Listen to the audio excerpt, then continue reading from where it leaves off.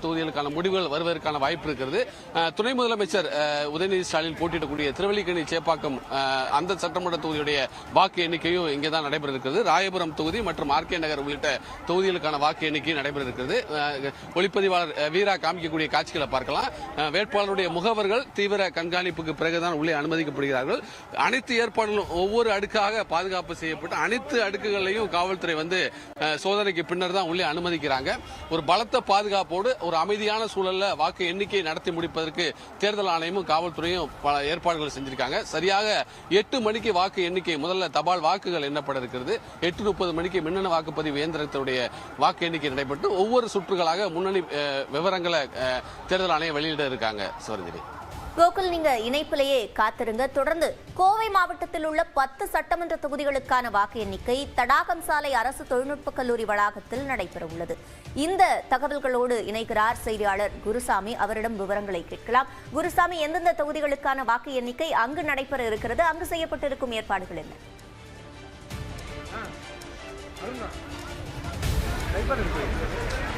கோவை மாவட்டத்தில் மொத்தம் 10 சட்டமன்ற தொகுதிகள் இருக்கின்றன. அந்த 10 சட்டமன்ற தொகுதிகளுக்கும் ஒரே இடத்தில் வாக்கு எண்ணிக்கையானது நடத்தப்பட இருக்கிறது. தடாகம் சாலையில் உள்ள அரசு தொழில்நுட்ப கல்லூரி வளாகத்தில் இந்த வாக்கு எண்ணிக்கையானது துவங்க இருக்கிறது. இதற்கான ஏற்பாடுகள் அனைத்தும் தயார் நிலையில் வைக்கப்பட்டிருக்கிறது. காலை 5 மணி முதலே தேர்தல் பணியில் ஈடுபடக்கூடிய ஊழியர்கள் மற்றும் முகவர்கள் ஆகியோர் தொடர்ச்சியாக வாக்கு எண்ணிக்கை மையத்திற்கு வந்தபடி இருக்கிறார்கள். அவர்களை ஒழுங்குபடுத்தி அனுப்பக்கூடிய பணியில் காவல்துறையினர் ஈடுபட்டுக் கொண்டிருக்கிறார்கள்.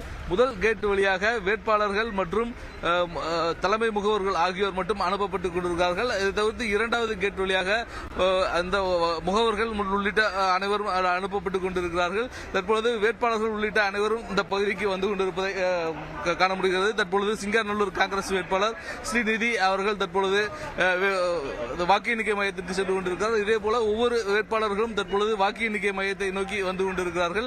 காவல்துறையினர் உரிய ஆவணங்களை பார்த்து அவர்களை உள்ளே அனுப்பி கொண்டிருக்கிறார்கள். குறிப்பாக வாக்கு எண்ணிக்கை மையத்திற்குள் வரக்கூடிய ஊழியர்கள் மற்றும் முகவர்கள் ஆகியோர் பேனா, பென்சில் போன்றவற்றை கையில் கொண்டு வரக்கூடாது என்ற அறிவுறுத்தல்களும் வழங்கப்படுகிறது. மேலும் ஸ்மார்ட் வாட்ச் உள்ளிட்ட பொருட்களை கொண்டு வரும்பொழுது அவற்றை உள்ளே அனுமதிக்காமல் அவற்றை பறிமுதல் செய்யக்கூடிய பணியிலும் காவல்துறையினர் ஈடுபட்டிருக்கிறார்கள். அதே போல பேனா, பென்சில் உள்ளிட்டவை கொண்டு வந்தால் அவற்றையும் வாங்கி பறிமுதல் செய்யக்கூடிய பணிகள் நடைபெற்று வருகிறது. உள்ளே வாக்கு எண்ணிக்கையின் பொழுது பேனா, பென்சில் உள்ளிட்டவை உள்ளே வழங்கப்படும் என தெரிவிக்கப்பட்டு எந்தவிதமான உபகரணங்கள் வெளியிலிருந்து உள்ளே கொண்டு செல்வதற்கு அனுமதிக்கப்படுவதில்லை.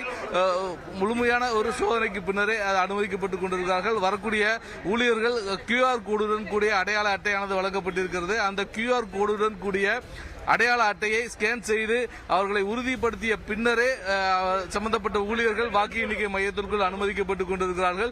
தொடர்ச்சியாக இந்த வாக்கு எண்ணிக்கையானது காலை 8 மணி அளவில் துவங்க இருக்கிறது. அதற்கான ஏற்பாடுகள் அனைத்தும் தயார் நிலையில் வைக்கப்பட்டிருக்கிறது.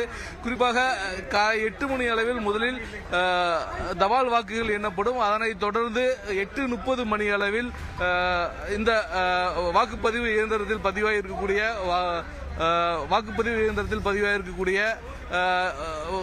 வாக்குகள் பதிவு செய்யப்பட்டிருக்கிறது. தொடர்ச்சியாக அரசியல் கட்சியினுடைய தலைமை முகவர்கள் மற்றும் அரசியல் கட்சியினர் தொடர்ச்சியாக வாக்கு எண்ணிக்கை மையத்திற்குள் வந்து கொண்டிருக்கிறார்கள்.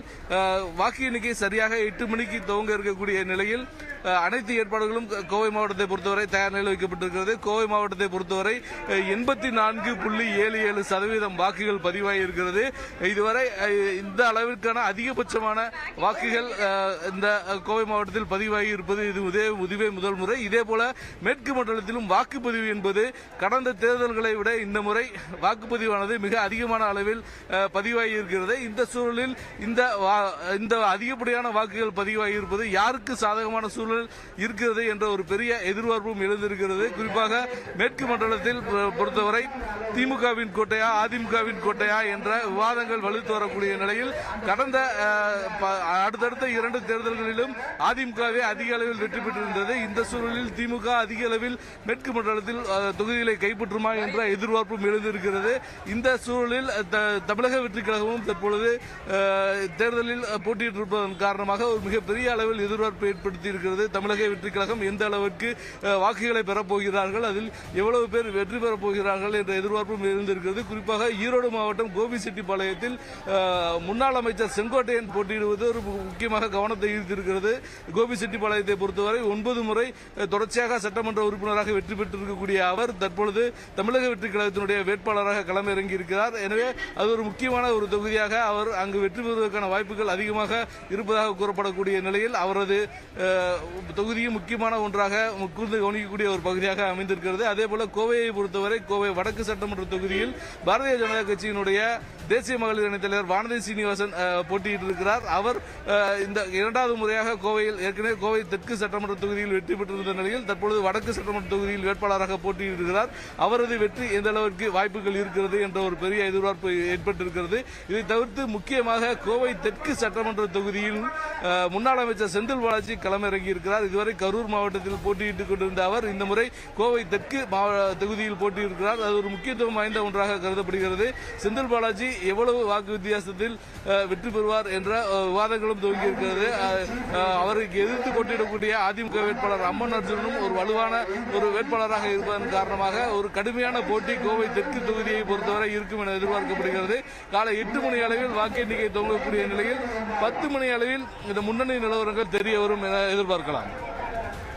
இணைப்பிலேயே காத்திருங்க குருசாமி. அடுத்ததாக வாக்கு எண்ணிக்கைக்காக தென் மாவட்டங்களில் மேற்கொள்ளப்பட்டுள்ள ஏற்பாடுகள் தொடர்பான விவரங்களை வழங்க மதுரையில் உள்ள வாக்கு எண்ணிக்கை மையத்திலிருந்து நமது மண்டல தலைமை செய்தியாளர் வெற்றி நேரலையில் இணைந்திருக்கிறார். அவரிடம் விவரங்களை கேட்கலாம்.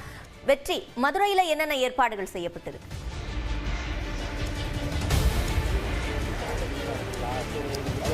மதுரை மண்டலமாக பார்க்கும்போது 6 மாவட்டங்கள் மதுரை, விருதுநகர், திண்டுக்கல், தேனி, சிவகங்கை, ராமநாடு 6 மாவட்டங்கள் 36 சட்டமன்ற தொகுதிகள் வாக்குகள் 10 மையங்கள் எண்ணப்படுது. இதில் அதிகபட்சமாக தமிழ்நாட்டிலேயே மதுரையில் தான் இருக்கக்கூடிய 10 தொகுதிகள் வாக்குகள் 5 மையங்கள் எண்ணப்படுது. மீதி எல்லா மாவட்டங்களிலும் தலா 1 மையங்களில் தான் எண்ணப்படுது. இங்கே பதிவாகக்கூடிய வாக்குகள் அடிப்படையில் பார்க்கும்போது கடுமையான போட்டி அப்படிங்கிறது 13 தொகுதிகளில் தென் மாவட்டங்களில் அந்த 36 தொகுதிகளில் திமுக வர்சஸ் அதிமுக இடையே இருக்கும் அப்படிங்கிற ஒரு நிலை அப்படி நீடிக்குது. நிறைய ஸ்டார் கேண்டிடேட் தென்மண்டலத்தில் போட்டிக்கிறாங்க. விஜய பிரபாகரன் இருக்கிறாரு விருதுநகர் தொகுதியில், நயினார் நாகேந்திரன் இருக்காரு சாத்தூர் தொகுதியில், திரு ஓ பன்னீர்செல்வம் திமுக சார்பில் போட்டிடுறாரு. இப்படியாக மதுரையில் இந்த தொகுதிகள்லாம் கடுமையான போட்டி இருக்கு அப்படிங்கிறது குறிப்பிடத்தக்க வேண்டிய அம்சம். தேனி மாவட்டத்தில் ஆண்டிப்பட்டி கம்பத்தில் போட்டி இருக்கு. திண்டுக்கல் தொகுதியாகட்டும், ஒட்டஞ்சத்திரம், நிலக்கோட்டை, வேடசந்தூர் 4 தொகுதிகளில் போட்டி கடுமையாக இருக்குது.